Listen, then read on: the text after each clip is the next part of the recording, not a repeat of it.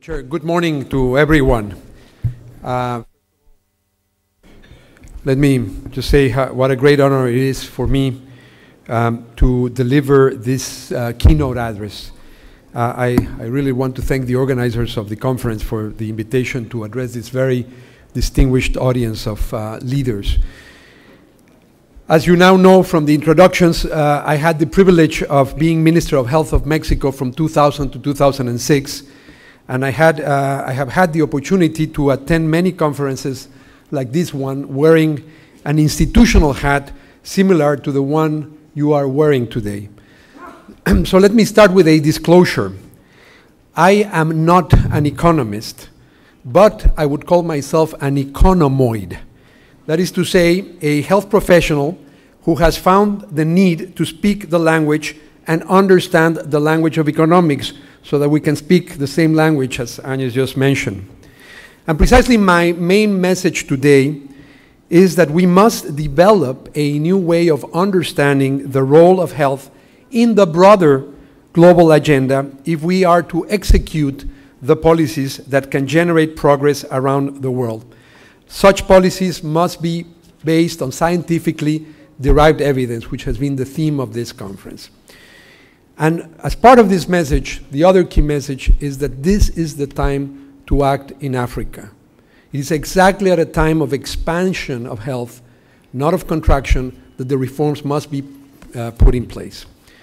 So to elaborate on these messages, I will divide my remarks in two parts. In the first one, I will attempt to examine the context of growing complexity that characterizes the health field, and this will hopefully inform some of our discussions during the next days, and I know that Hans Rosling would provide also a lot of data context. And in the second part, I would like to illustrate the last message by Dr. Kaberuka this morning about the need to adapt lessons from other parts of the world, and I will use some of the examples in Mexico that Dr. Chan also referred to, just to show how some of these policies can be actually designed, evaluated, and implemented. So let me first analyze the complex and changing context we are all facing. The world is experiencing one of the most tense and intense health transformations in human history.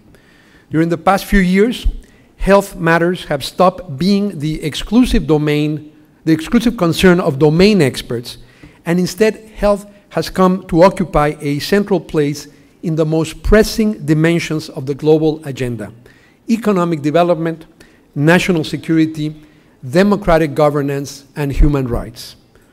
In this context of growing global visibility for health matters, their relationship with the economy has become the object of intense scrutiny.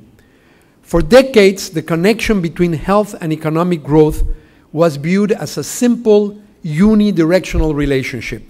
Economic growth promotes health through better living conditions, including investments in sanitary infrastructure and housing, improved nutrition, and increased access to education. This traditional perspective may sound particularly appealing to the ministers of finance attending this conference, given the recent economic evolution of the African region. As you all know better than anybody else, during the past decade, 6 of the world's 10 fastest growing economies have been in sub-Saharan Africa. The IMF anticipates that this subcontinent will grow by 6% next year, and several of the big countries will probably show economic growth rates of 10%, as the president of the African Development Bank has mentioned this morning. In the past 5 years, Africa also experienced one of the biggest falls in child mortality ever seen anywhere, and this was featured in The Economist and called one of the best recent stories in development. But we should not jump to conclusions. Economic growth by itself is no guarantee. Liberia shows impressive economic growth, 6.9% in 2011, but still high child mortality rates. Senegal, with a relatively modest economic performance, showed the second best mortality rates in children under 5. So there's not a one-to-one correlation. Analysts believe that the recent decline of child mortality in Africa is the consequence of a combination of broad economic growth and successful health policies. And this is the key point. It's that combination. Furthermore, we now also know that good health is not only a consequence, but also a condition for sustained and sustainable economic growth. Now, let me be explicit about my ethical framework. As a physician, I believe that health is intrinsically valued and that it represents one of the few truly universal aspirations. Therefore, improvements in health are justified in their own terms. Now, there is no contradiction between this statement and the observation that in addition to its intrinsic value, health also has an instrumental value in contributing to other socially worthy objectives. Thus, good health reduces poverty, protects family assets, improves educational performance, increases labor productivity, enhances the investment climate, and by doing all these things, stimulates economic growth. This point has been proven by several influential initiatives led not by health professionals, but by development economists. Almost 20 years ago, the World Development Report 1993 was devoted to the topic of investing in health. This was probably the first major effort at making the case that health is an investment more than a mere item of expenditure. As the flagship publication of the World Bank, this report had major influence on ministers of finance from around the world. This landmark document was followed in 2001 by the equally influential report of the Commission on Macroeconomics and Health, which demonstrated that a 10% improvement in life expectancy at birth is associated with an annual increase in economic growth of 0.3 to 0.4%. Yet things get more complex. The aforementioned figures refer to the direct effects of improved health on economic growth. But a substantial part of these effects are mediated by the way health systems get organized and financed. And this opens up a whole new dimension of interactions between health and the economy, the institutional dimension. Above and beyond the direct effects of better health on economic growth, the health industry itself has become a major sector of the economy. Globally, according to the WHO, health-related goods and services constitute 10% of the world economic product, around $6.5 trillion. Of course, the OECD countries account for 84% of this money, and the United States alone represents 40%. But even in the poorest countries, health is becoming a major sector of economic activity with huge implications for the performance of the rest of the economy, including key variables like inflation, employment, and competitiveness. The relationship between health and the economy can lead either to a virtuous or a vicious cycle. Productive investment in equitable, efficient, and high-quality health services has a positive effect on all economic activity because it raises the quality of the human capital, improves productivity and competitiveness, creates jobs, encourages scientific research, and stimulates technological innovation. Besides, good health is a necessary condition for equal opportunities. This makes healthcare an essential element in the fight against poverty, and Margaret Chen has emphasized this positive side. But in contrast, unproductive health spending has a negative effect on the economy because it increases inflation, reduces productivity and competitiveness, depletes family savings, propagates bankruptcy, gives rise to inequality, and diverts funds from better social uses. As we can see, there is a fundamental connection between the performance of the health system and the performance of the economic system.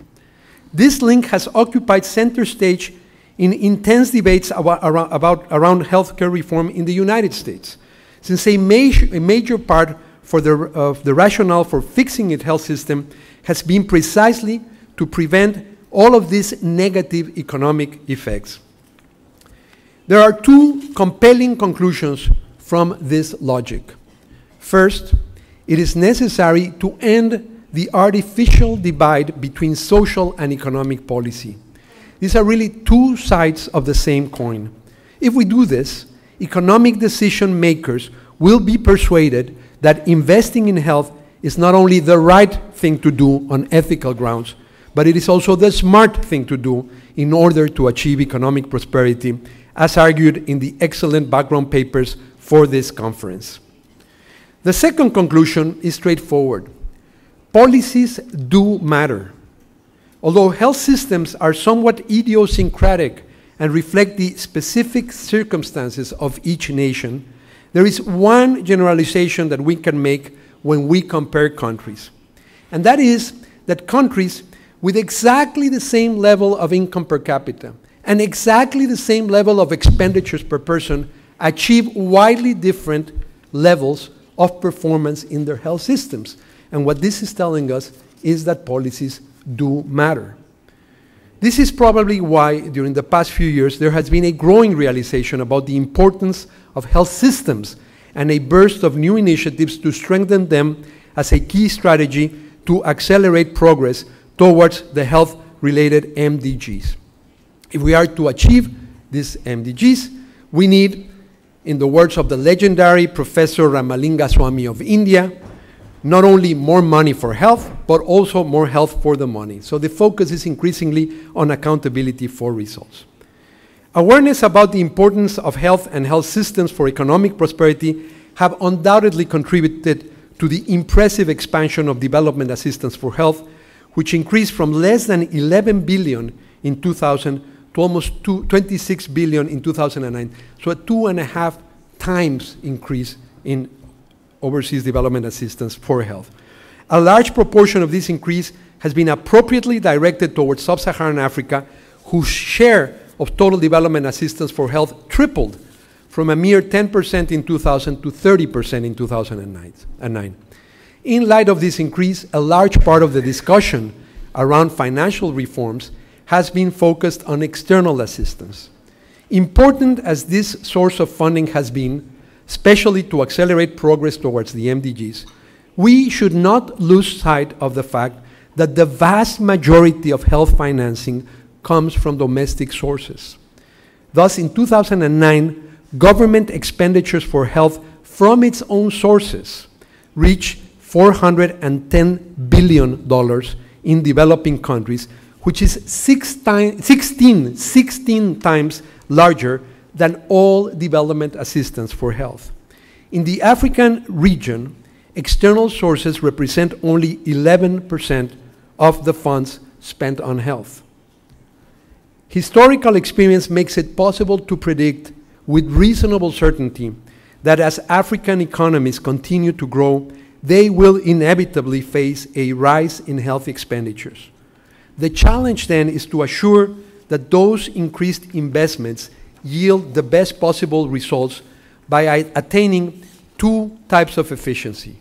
Allocational efficiency, which comes from assuring the optimal mix of priority interventions, and technical efficiency, which comes from producing those interventions with the best possible use of resources.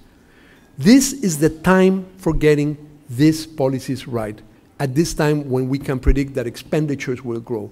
Once you create a vested series of interest around entrenched, inefficient health systems, it is very hard politically to introduce the necessary change.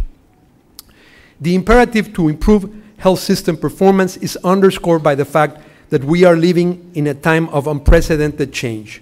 Low and middle income countries are witnessing a particularly complex, protracted epidemiological transition. Indeed, the developing world is simultaneously facing a triple burden of ill health. First, the unfinished agenda of infections, undernutrition, and maternal mortality, mostly concentrated in sub-Saharan Africa and South Asia. Second, the emerging challenges represented by non-communicable diseases, mental disorders, and the growing scourge of injury and violence.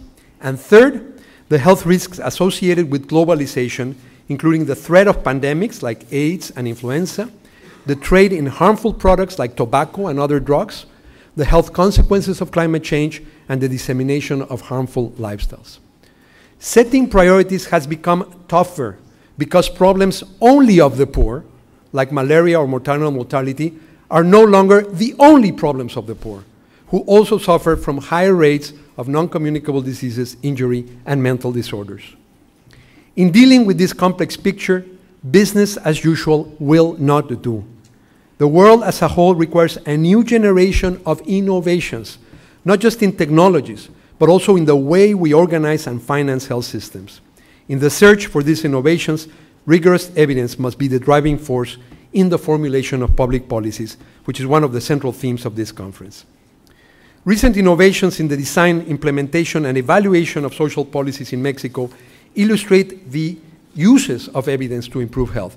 So I will now turn to a brief discussion of them. But before I do so, let me clarify that even though Mexico is a middle-income country, its high degree of social inequality means that it represents the gamut of health problems affecting the entire world.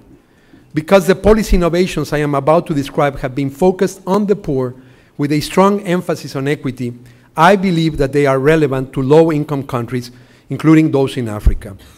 And again, this was emphasized by the president of the African Development Bank this morning. The first example is a comprehensive initiative implemented in the late 1990s to enhance basic capabilities of families living in extreme poverty.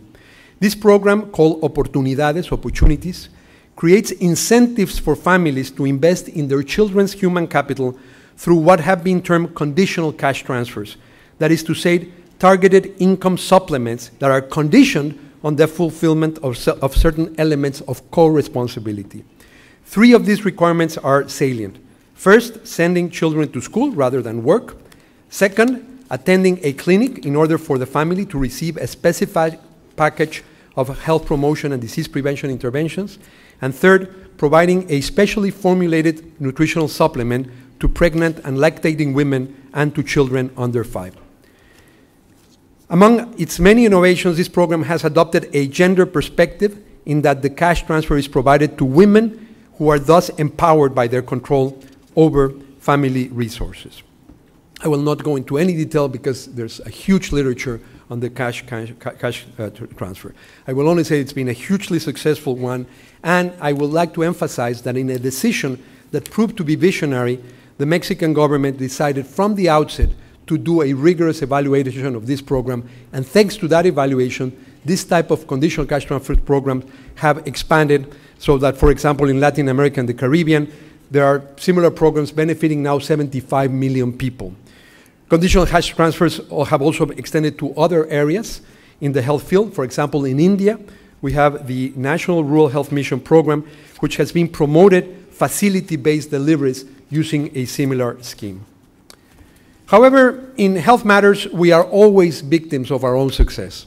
So even as Oportunidades was proving its value in reducing poverty and improving health, the beneficiaries were experiencing new disease burdens because all those children who survive are now going to be suffering non-communicable diseases. All those mothers that don't die in childbirth are now going to live enough to develop cervical cancer or breast cancer or diabetes. So new challenges were coming to the fore.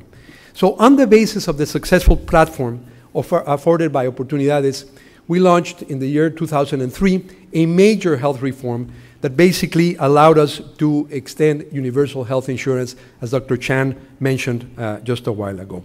Again, I'm not going to go into any detail because there's a huge literature on this reform, and I know we're falling a little bit behind schedule. I would urge any of you who are interested to consult that literature, especially a series of 6 articles that were published in 2006 in The Lancet, and an update with the most recent evaluation of this reform will be appearing online again in The Lancet in the month of August. So you have a very, very extensive body of evidence showing that this has actually worked. But let me just say that this reform started with a very serious effort at analyzing problems, with an exercise in national health accounts that revealed that most of the expenditures, contrary to expectations, contrary to prior beliefs, most of the health system was being financing with direct out-of-pocket expenditures. And this is the problem affecting now most countries, both in North Africa and in sub-Saharan Africa. And this was leading, in the case of Mexico, to about 4 million households becoming impoverished every year because one member of that household experienced a health episode. Again, the same problem you're facing here. This created the political will to change this situation, because we argued that this was an unacceptable paradox. We know that health is one of the most effective ways to empower people to lift themselves out of poverty, yet spending on health becomes itself a major cause of impoverishment when countries do not provide the social protection that's needed to protect families when there's an episode of illness. It was a very careful design of a new financial architecture, including 3 funds, one to fund essential health services, primary and general hospital level, with a large number of about 215 interventions, a second reserve fund for high-cost catastrophic expenditures, and then very importantly, a third fund for protecting community interventions, the upstream early detection and health promotion interventions that avoid the cost of failing to prevent episodes of illness downstream. Let me also say that in this whole process, we had the enormous support of the Minister of Finance, who was very much persuaded that this was not just good social policy, but this was also good economic policies, because it was possible through good evidence to show the devastating effect that spending out of pocket was having on productive assets and on the savings rates. And on the other side, he understood the enormous economic benefits of sound economic policies. I will skip and I will leave with the organizers the full text, and I hope this will be distributed, but for the sake of time, I will skip all of this part and just finish by a formula that I have found is very good to remember the main lessons from this successful reform experience. And we wrote this in those Lancet articles. I call it the ABCDE of successful reform. A stands for agenda. The first ingredient for success is to advance the health agenda amidst competition for attention, political attention, and public resources. Especially in the interaction with ministers of finance, health officials can make use of global evidence showing what we have seen, that this is one very good investment. If we take care of the A, then this leads naturally to the B. The B stands for budget.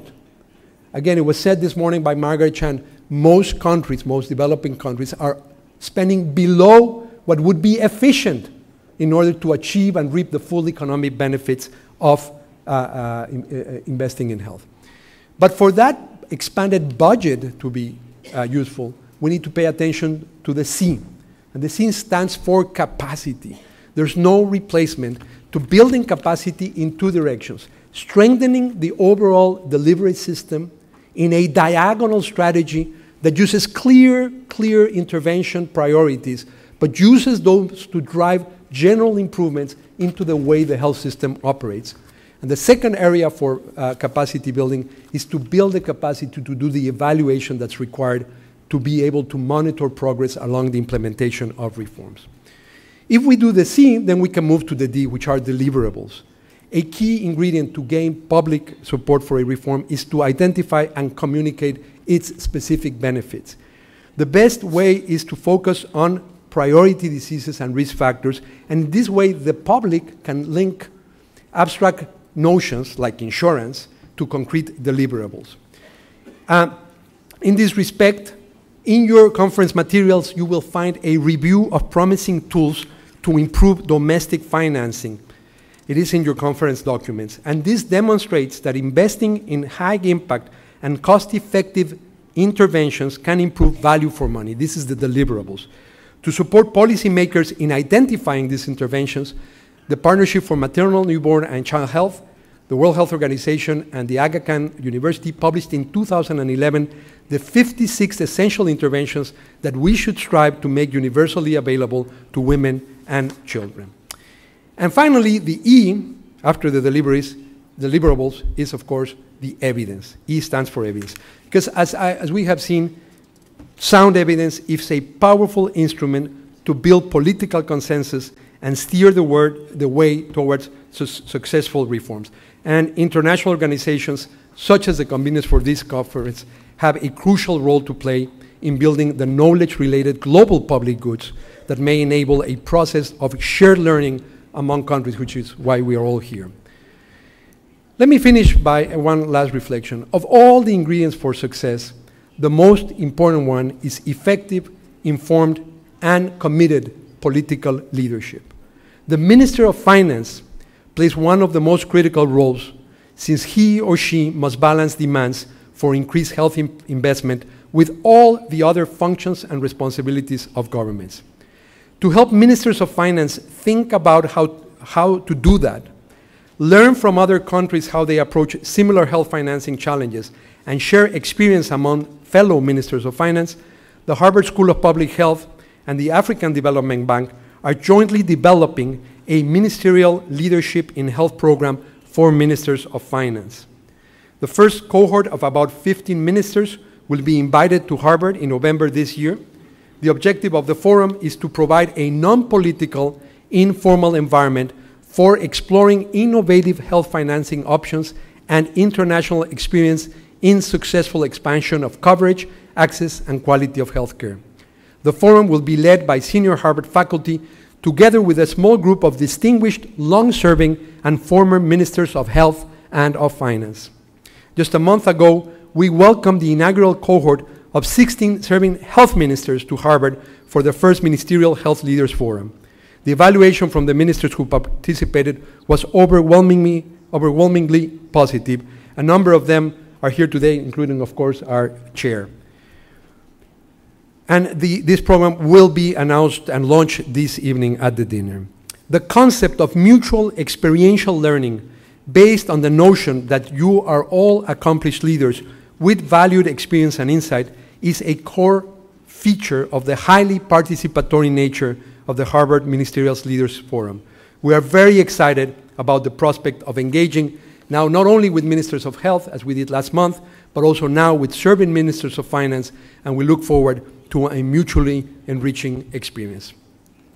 I thank you once again for the honor of inviting me to share my thoughts with you around the common search for more equitable development through better policymaking in Africa and indeed in our entire interdependent world. Thank you very much.